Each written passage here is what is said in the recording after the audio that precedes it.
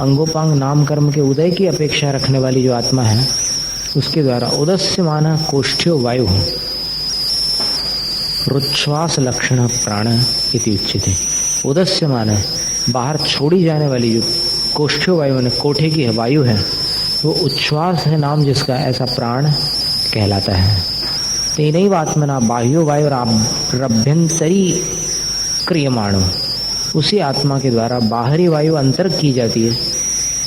निश्वास लक्षणोपान इति आख्यायते, वो पहली जो थी वो प्राण है जो अंदर की बाहर निकल रही है और बाहर की भीतर जा रही है, तो फिर वो अपान है, निश्वास नाम है उसका।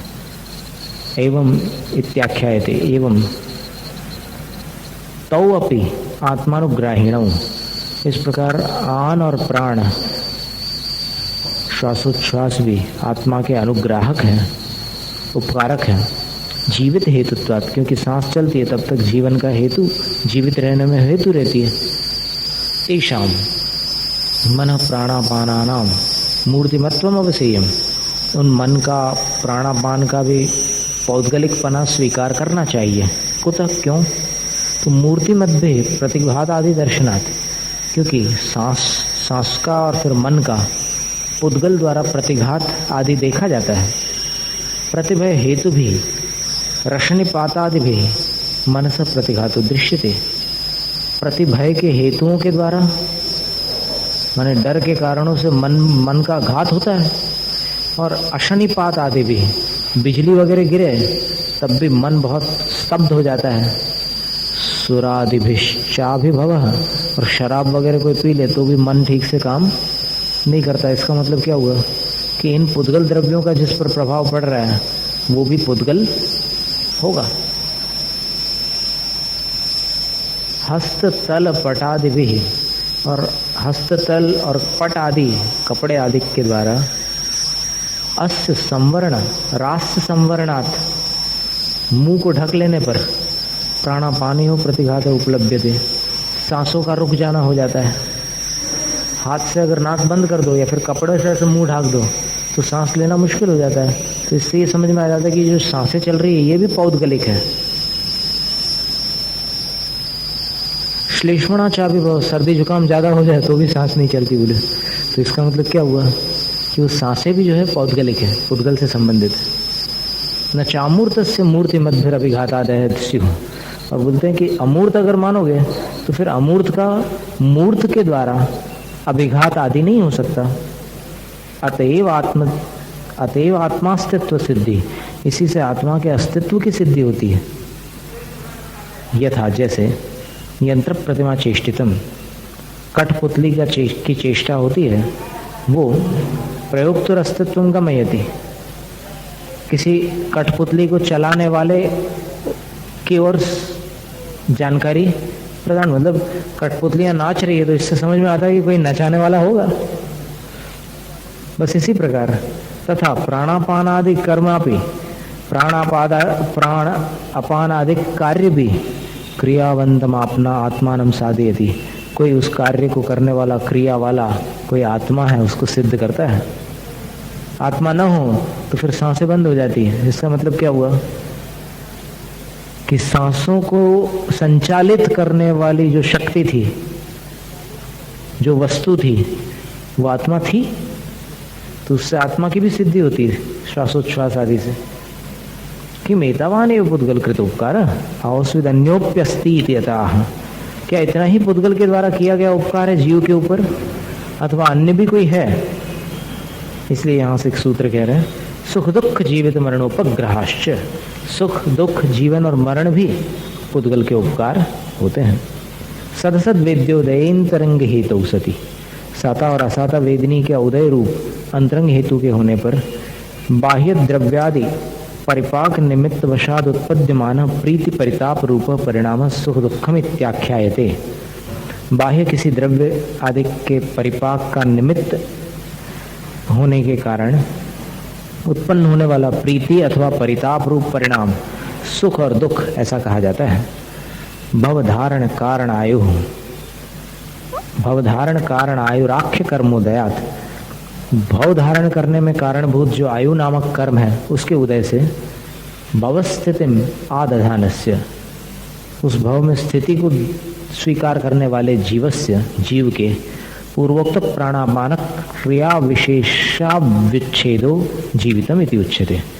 पहले कहे गए जो प्राण अपान आदि क्रियाएं हैं, श्वासोच्छ्वास आदि, उन विशेषों का अविच्छेद बना रहना जीवितम इति उच्यते।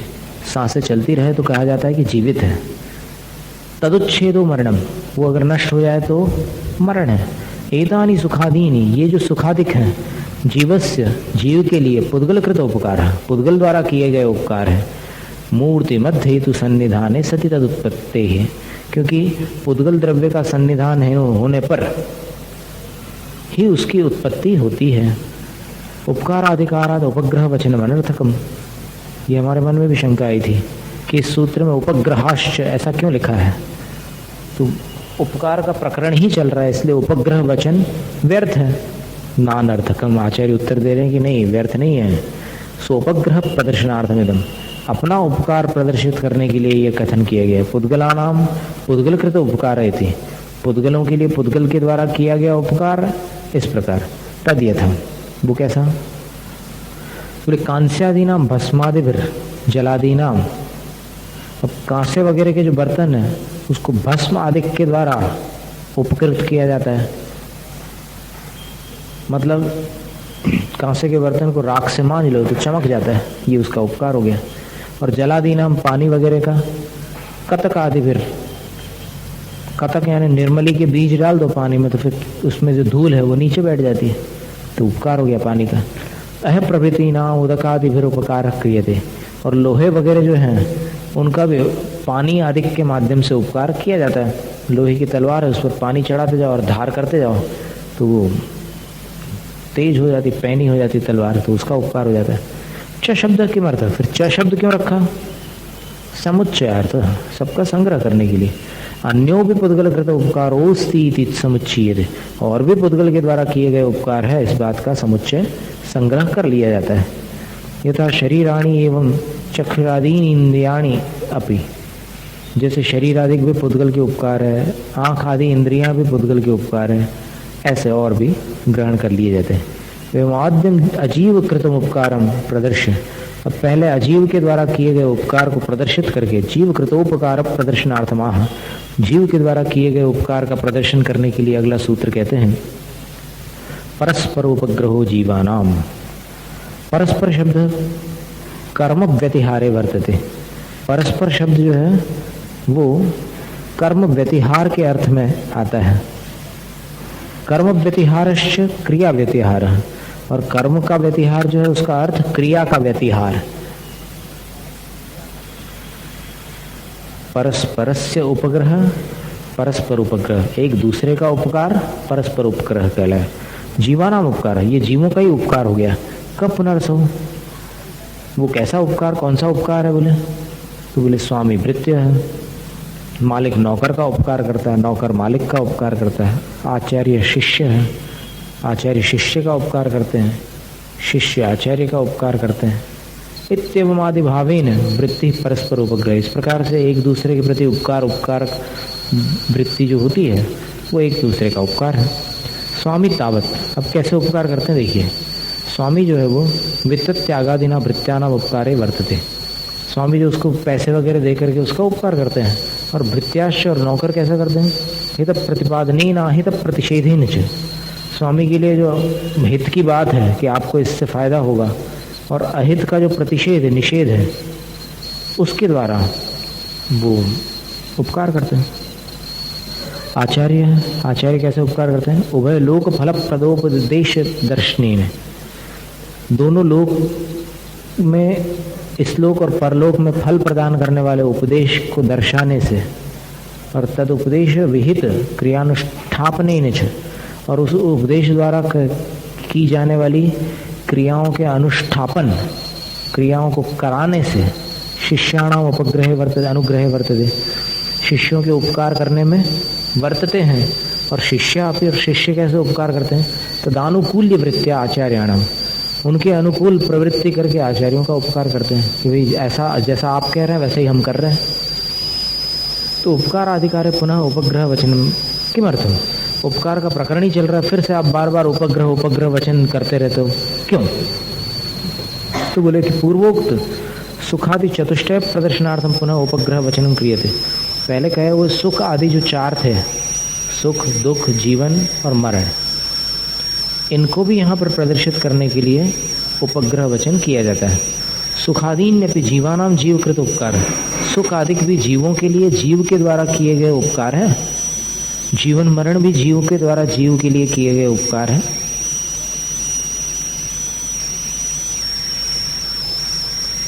ये खास बात है, उपग्रह वचन के द्वारा ये भी ग्रहण कर लेना है।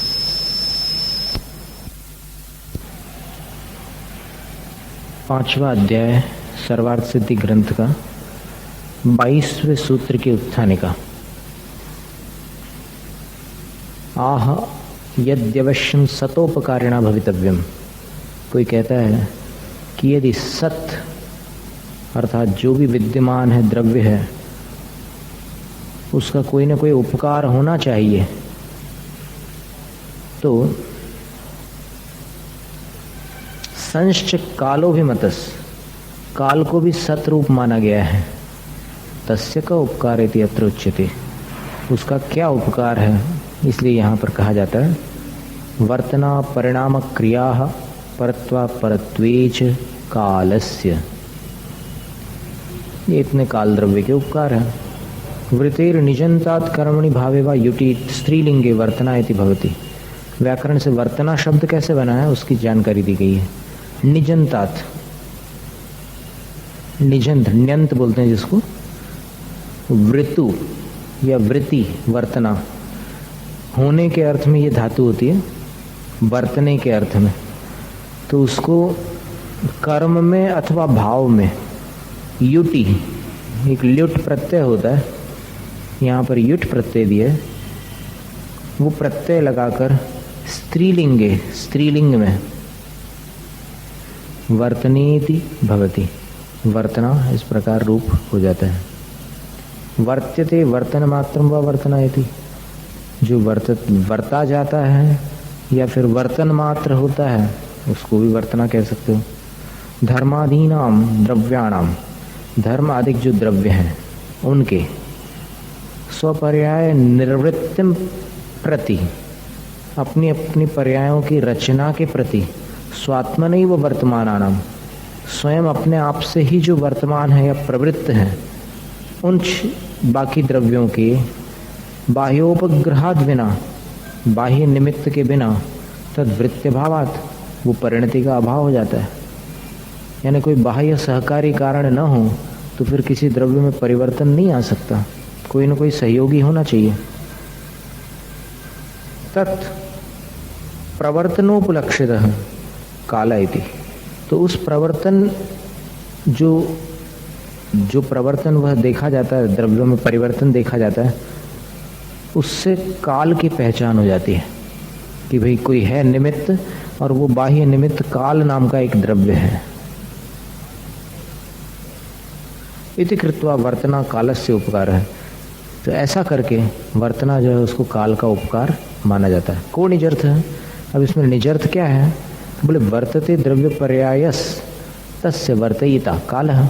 वर्तन निजर्थ मतलब वर्तन कराने वाला, तो वर्तन कौन कर रहा है, द्रव्य और पर्याय, और वर्तन कौन करा रहा है, काल। यद्येवं कालस्य क्रियावत्वं प्राप्नोति। अब शंकाकार कहता है कि यदि ऐसी बात है तो फिर काल में क्रियावान होना प्राप्त होता है, यानी काल भी क्रियावान हो गया अगर दूसरों को बरता लेता है तो। यदा शिष्योधीते उपाध्यायो अध्यापयति इति, जैसे शिष्य पढ़ता है उपाध्याय पढ़ाता है, ऐसा। यानी शिष्य यानी विद्यार्थी, उपाध्याय यानी अध्यापक है, वो अध्यापन करता है। नैष दोष, ये शंका, उसने शंकाकार की शंका थी है कि जैसे शिष्य पढ़ता है तो अध्यापक पढ़ाता है, वैसे ही कोई चीज़ परिवर्तन करती है तो काल उसको परिवर्तन कराता है। तो अगर जीव और पुद्गल जो गतिमान है, क्रियावान है, वो क्रिया कर रहे हैं, तो फिर काल भी उनको क्रिया करा रहा है। तो फिर काल को भी क्रियावान होना चाहिए ना, ये शंका है। तो आचार्य उत्तर देते हैं नैष दोष, ये दोष नहीं है। निमित्त मात्रे हेतु कर्तृ व्यपदेशो दृष्ट, निमित्त मात्र होने पर भी हेतु कर्ता रूप से नाम देखा जाता है। यथा कारीशोग्निरध्यापयति, कंडे की आग अध्यापयति पढ़ाती है, वो कंडे की आग तो निमित्त मात्र है, लेकिन फिर भी कथन ऐसा होता है कि भाई पढ़ाती है, जैसे बिजली पढ़ाती है। आज की भाषा में ये बिजली बोलोगे, पुराने जमाने में वो पढ़ते थे कंडे की आग से। एवं कालस्य हेतु करते रहता, इस प्रकार काल भी हेतु करता यानी निमित्त मात्र है। स कथं काल इत्यवसीयते, वो काल इस प्रकार से कैसे निश्चित किया जा सकता है? तो बोलते हैं कि समयादीनां क्रिया विशेषाणाम, समय आदि जो क्रिया विशेष हैं वे कैसे हैं? समयादिभिर वर्त्यमानानाम निर्वर्त्यमानानाम, समय आदि के द्वारा जो रची जाने वाली हैं, ऐसी च पाकादीनाम, जो पाक आदि क्रियाएं हैं उनका समय पाक, जो समय लगता है पाक होता है। इत्येवम आदि स्वसंज्ञा रूढ़ि सद्भावे भी इत्यादि, जो अपनी अपनी संज्ञा की रूढ़ि का सद्भाव होने पर भी समय काल, जो समय है वो काल है। ओदन पाक काल, भात का पकना है वो काल है। इति अध्यारोप्यमाण, ऐसा जो अध्यारोपण होता है, मतलब ऐसा जो कथन किया जाता है, जोड़ा जाता है। काल व्यपदेश, तद व्यपदेश निमित्तस्य, जो काल का व्यपदेश है, काल व्यपदेशस लिखा है क्या?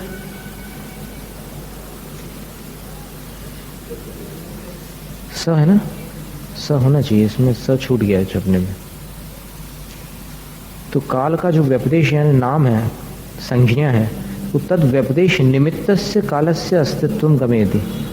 जैसे भात पकने का काल 1 घंटा 1.5 घंटा जितना भी काल लगा, तो अब ये जो भात का पाक हुआ 1 घंटे में भात पका, तो वो 1 घंटा क्या है?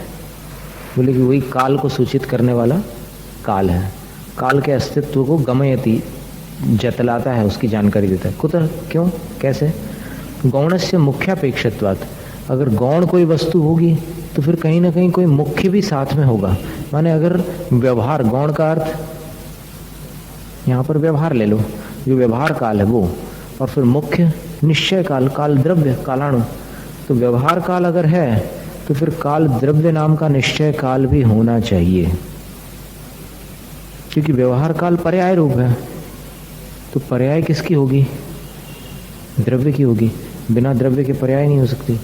द्रव्यस्य पर्यायो, द्रव्य की पर्याय धर्मांतर निवृत्ति, धर्मांतरोपजनन रूप, अन्य धर्म रूप, अन्य जो गुण धर्म होते हैं उसकी निवृत्ति, और धर्मांतर रोपजनन रूप, और किसी अन्य धर्म को की उत्पत्ति, मतलब एक तो धर्मांतर निवृत्ति यानी किसी अवस्था की निवृत्ति व्यय, और दूसरे धर्मांतर उपजनन रूप, किसी दूसरे की उत्पत्ति।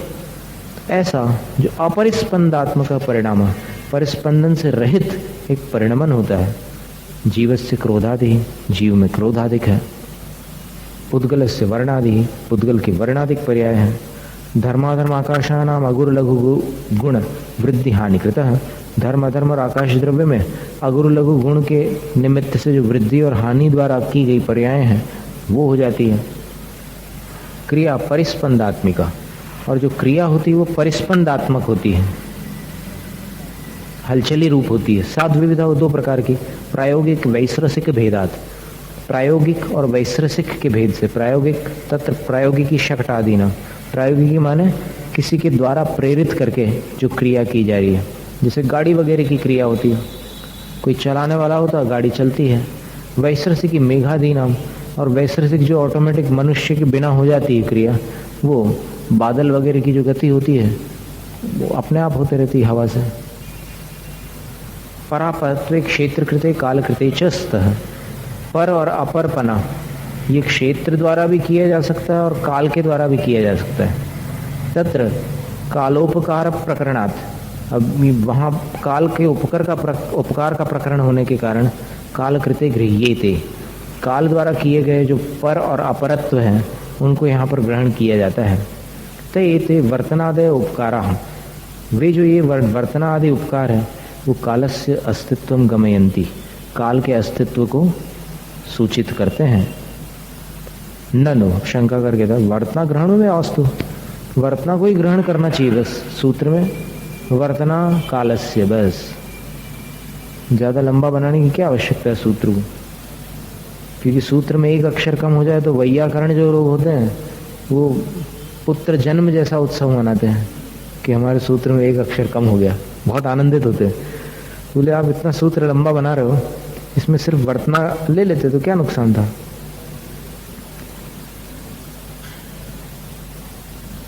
तद्भेद परिणाम आदेश, अब उसी के तो भेद हैं, परिणाम, क्रिया, परत्व, अपरत्व, ये सारे तो वर्तना के ही भेद हैं। तो पृथक ग्रहण अनर्थकम तेषाम, उनको फिर पृथक से ग्रहण करना व्यर्थ है। आचार्य कहते हैं न अनर्थकम, व्यर्थ नहीं है।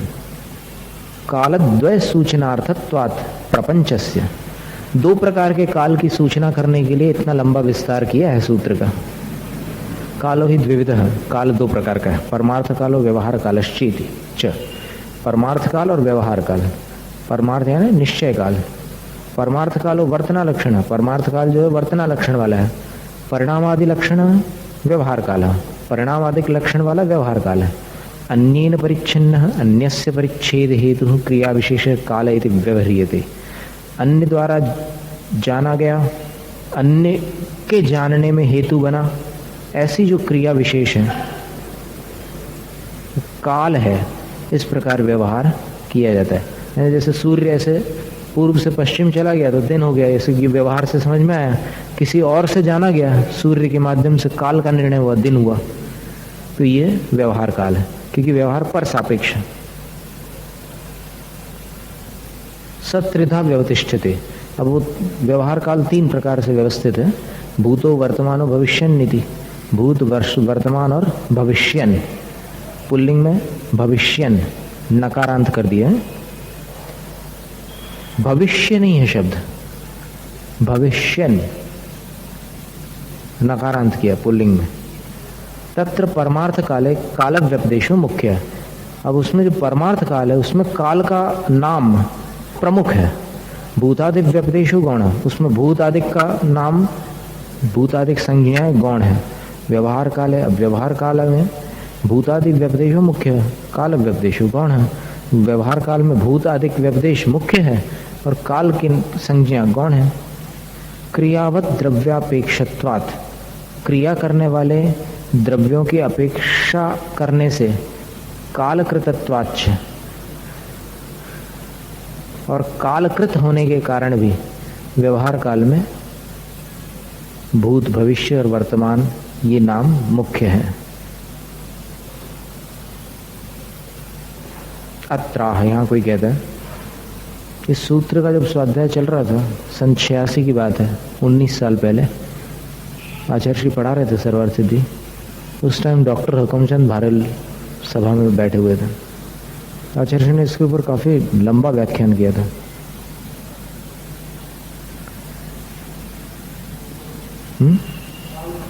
काल के ऊपर, इसी सूत्र के ऊपर बहुत लंबा, वर्तना के ऊपर लंबा व्याख्यान खींचा था।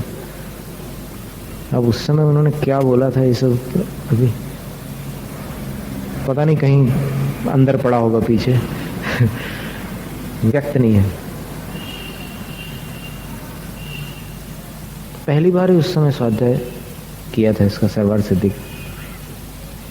अत्राह, यहाँ कोई कहता है, धर्माधर्म आकाश पुद्गल जीव कालानाम उपकारा उक्ता, धर्म अधर्म आकाश पुद्गल जीव और काल इनके उपकार कहे जा चुके हैं। लक्षणं च उक्तम, और लक्षण भी बतला चुके हैं। उपयोगो लक्षण इत्येवं आदि, उपयोगो लक्षण में इत्यादि आपने लक्षण भी बतलाया है। पुद्गलानाम तो सामान्य लक्षण मुक्तम अजीव काया, पुद्गलों का सामान्य लक्षण कहा था कि पुद्गल अजीव होते हैं और काय रूप होते हैं। इति विशेष लक्षणम नोक्तम, विशेष परिचय नहीं दिया आपने पुद्गल का। तो तत्किम इति अत्र उच्यते, वो क्या है, तो इसलिए यहाँ पर कहते हैं स्पर्श रस गंध वर्णवंतः पुद्गलाः, स्पर्श रस गंध और वर्ण वाला जो कुछ भी है वो सब पुद्गल है। बहुवचन इसलिए दिया क्योंकि उसके कई भेद होते हैं। स्पृश्यते स्पर्शन मात्रम व स्पर्श, जो छुआ जा सके अथवा छूना मात्र जो होता है वो स्पर्श। सोष्ठ विध, वो 8 प्रकार का। मृदु कठिन गुरु लघु शीतोष्ण स्निग्ध रूक्षो भेदात। मृदु कठिन यानी कोमल और कठोर, गुरु लघु भारी और हल्का, शीतोष्ण ठंडा गर्म, स्निग्ध रूक्ष चिकना और रूखा। स्निग्ध का अर्थ चिकना, गुजराती में जो चिकना होता है वो चिपकने वाला होता है, लेकिन यहाँ स्निग्ध का मतलब जो लिस्सा जिसको गुजराती में बोलते हैं वो स्निग्ध है। स्मूथ और रूक्ष यानी खुरदुरा। रस्यते रसन मात्रम व रस, जिसका रस लिया जाता है या फिर जो रस मात्र है, रस लेना मात्र, वो रस है। सपंच विधा, वो 5 प्रकार का। तिक्ताम्ल कटुक मधुर कषाय भेदात। तीखा, आम्ल यानी खट्टा, कटु यानी कड़वा, कटुक, और मधुर यानी मीठा, और कषाय यानी कसायला। हरड़ और आंवले का जो स्वाद होता है ना, फिटकरी का जो स्वाद होता है वो कषायला होता है।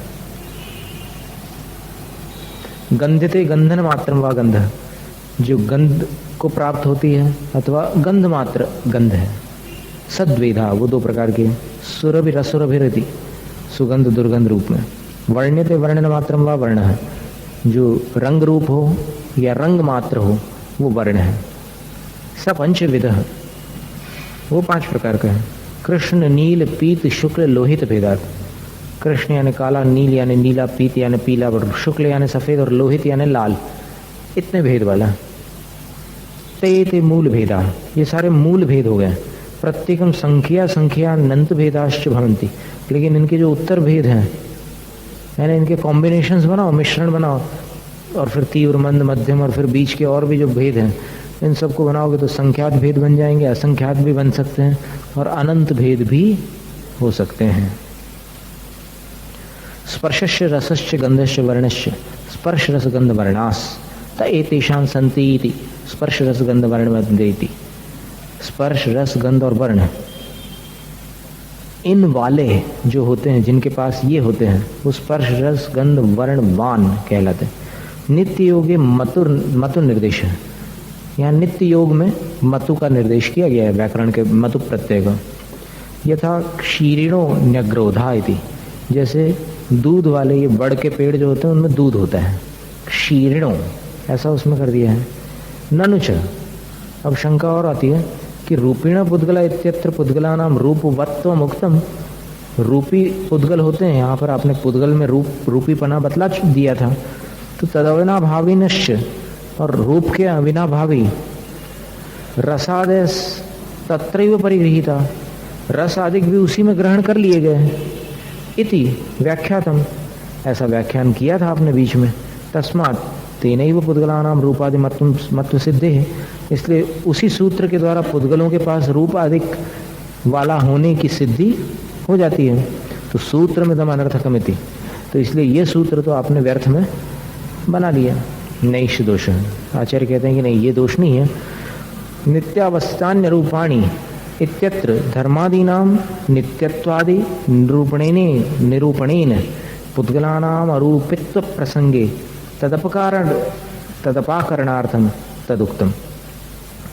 वहां पर अपवाद सूत्र था वो, क्योंकि नित्य अवस्थित और अरूपी होते हैं। कौन? ये अजीव द्रव्य, लेकिन उनमें पुद्गल द्रव्य अरूपी नहीं होता, ये बतलाने के लिए वहां रूपेण पुद्गला कहा था। अब यहाँ पर पुद्गल इदम तु, किंतु यहाँ पर तेषाम स्वरूप विशेष प्रतिपत्त्यर्थम उच्यते, उन पुद्गलों का स्वरूप विशेष बताने के लिए ये सूत्र कहा जाता है। अवशिष्ट पुद्गल विकार प्रतिपत्त्यर्थम इदम उच्यते। अब बचे हुए जो पुद्गलों के विकार यानी उन पुद्गलों की पर्याय हैं, उनकी जानकारी के लिए यह अगला सूत्र कहा जाता है। शब्द बंध सौक्ष्म्य सौल्य संस्थान भेद तमश्चाया तपो द्योतबंतश्च। शब्दो द्विविधो, शब्द 2 प्रकार का। भाषा लक्षणों विपरीतश्चेति, भाषा रूप और अभाषात्मक। भाषा लक्षणों द्विविध, भाषा वाला 2 प्रकार का। साक्षरो नक्षरश्चेति, साक्षरी भाषा और अनक्षरी भाषा। अक्षरीकृत शास्त्राभिव्यंजक, अक्षर द्वारा की गई शास्त्रों को अभिव्यंजित करने वाली संस्कृत विपरीत भेदादार्य म्लेच्छ व्यवहार हेतु, संस्कृत भाषा और उससे विपरीत भेद वाली प्राकृत आदि भाषाएं जो होती है वो आर्य और म्लेच्छ के व्यवहार में हेतु बनती है। आर्यजन जिस भाषाओं को बोलते हैं, जिन भाषाओं को बोलते हैं